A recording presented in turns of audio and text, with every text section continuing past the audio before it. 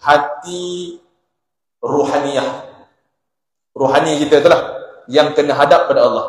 Jadi nak hadap pula dengan macam mana? Hadapkan hati itu dalam keadaan hati rohani kita itu hidup dengan hidup yang sebenar. Macam mana cara nak hidup dia?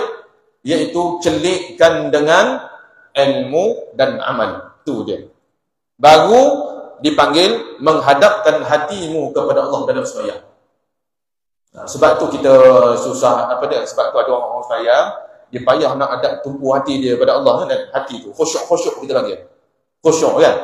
Payah sangat khusyuk ni. Sembahyang masa tu lah hal dunia timbun datang. Mikir hal dunia, si kunci tertinggal lah, semua ingat dalam sembahyang. Cuba di luar sembahyang tak ingat satu benda pun. Semua dalam sembahyang ingat belaka. Handphone aku letak mana tadi? Cari tak jumpa. Dalam sembahyang pula dia bagi pula. Ingat pula tu. Beg duit letak mana? Semua datang dalam sembahyang. Hari ni pukul 5 janji orang sekian-sekian. Semua masuk dalam sembahyang.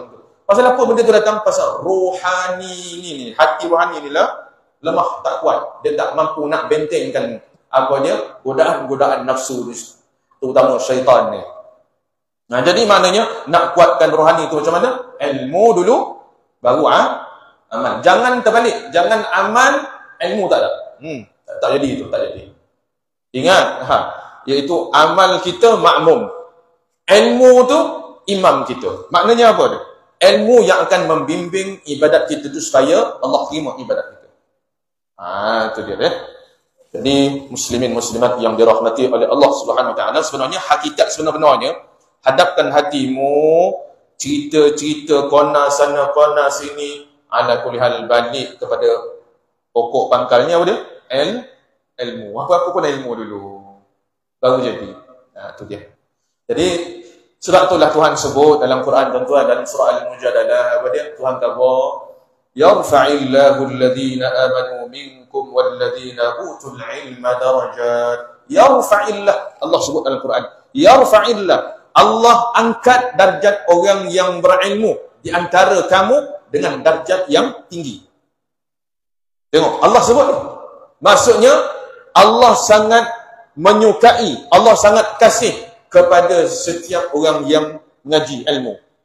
Terutamanya 3 ilmu ni. Saya selalu sebut, dan di sini pun selalu saya sebut, dan ulang-ulang, apa dia 3 ilmu ni? Tauhid, fiqh, tasawuf. Jadi yang kita belajar ni adalah fiqh tentang sembahyang, selok-belok, kupasan-kupasan apa saja ilmu yang berkait dengan sembahyang. Sebab tu mula-mula kita belajar dalam kitab ni, apa kita belajar dulu? Rukun sembahyang dulu. Situ asas pokok pangkal sembahyang yang mesti betul. Kalau tak betul situ jawabnya, tak usah cerita lah sembahyang. Ya, kemudian baru kita cerita bab ni. Apakah perkara-perkara yang menyebabkan sembahyang kita jadi sempurna? 12,000 perkara asalnya. Kemudian disaring, ditapis dan 12 saja. Tinggal 12 saja. 12 tu dah yang senang kita cerita sekarang ni. Yang menyempurnakan, kalau kita buat ni, jadi sempurna sembahyang kita. Maka sampai kita bab malam ni, hadapkan hatimu. Hati yang mana? Hati ruhaniyah. Kat mana duduknya? Dalam hati jantung kita tu. Dalam itulah duduk. Dan situlah tempat Tuhan tilik, seperti mana yang Nabi sebut dalam hadis yang saya bacakan tadi itu.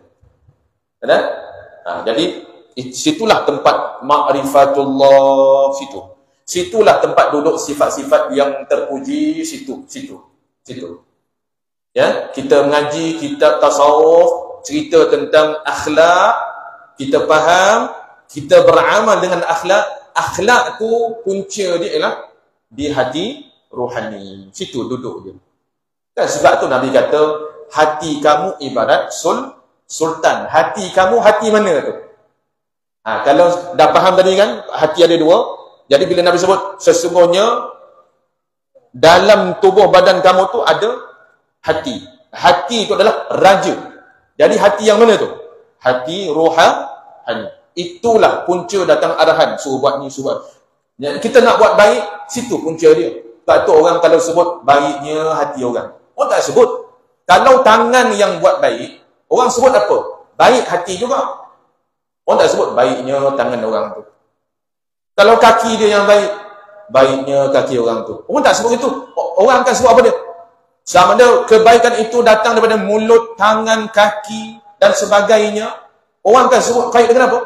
Baiknya hati orang tu. Orang kan sebut baik hati. Hati apa tu? Bukan jantung, tapi hati rohani. Jadi, ala kulli hal, nak perhidup hati ini, dia dengan ilmu dan amal. Amal tu masuklah ke lah semayangnya, puasanya, zikirnya, selawatnya, situ. Tapi amal mesti didahului dengan ilmu. Dan ilmu takkan kita dapat dengan cara duduk, tunggu ilmu datang. Itulah laduni namanya. Kita mana layak nak dapat ilmu laduni? Duduk saja, Tuhan masukkan ilmu, faham agama. Mana boleh macam tu? Itu wali je. Kita ni kuali tu.